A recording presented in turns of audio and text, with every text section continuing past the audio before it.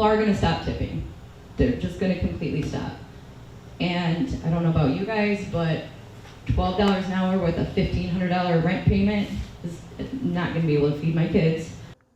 Restaurant owners and staff in Lapeer are speaking out about recent changes by the state Supreme Court. We told you back in April, the High Court ruled the Michigan legislature could not adopt and amend 2 ballot initiatives in the same season. That paved the way for a $2 increase to the minimum wage set to take effect as soon as February. Our David Sackrider talked to business owners and shared some of their concerns with the decision.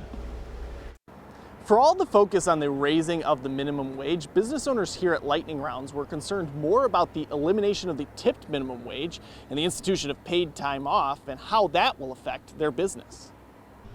Serving isn't just walk up drop-offs and pops. You meet people, you meet customers, you become family. And each server doesn't just get paid $25 an hour. They get paid what and how they are.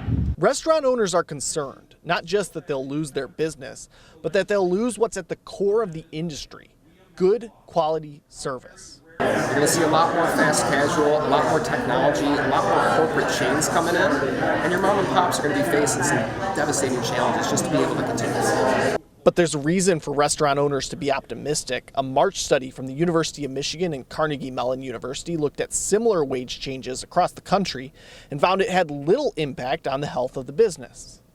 We find that remarkably, these small businesses can actually pass that cost on and finance the higher wage bills they face with new revenues. Rao describes it as a win-win for both workers and business owners. Low-income and young workers will see higher earnings by thousands of dollars each year, and restaurants and other minimum wage businesses retain their workers for longer. Even in the restaurant industry, and even with minimum wage changes that don't exempt or have a lower minimum for tipped workers, we see these businesses able to finance the higher wage bills they face with new revenues. Still, Patrick Hinkst, owner of Lightning Rounds, fears what will happen if action isn't taken before the changes go into effect. Nothing happens in a vacuum, and while I want to believe that there's noble intentions behind this, the mounting potential unintended consequences are going to be devastating. In Lapeer, David Sackrider, ABC 12 News.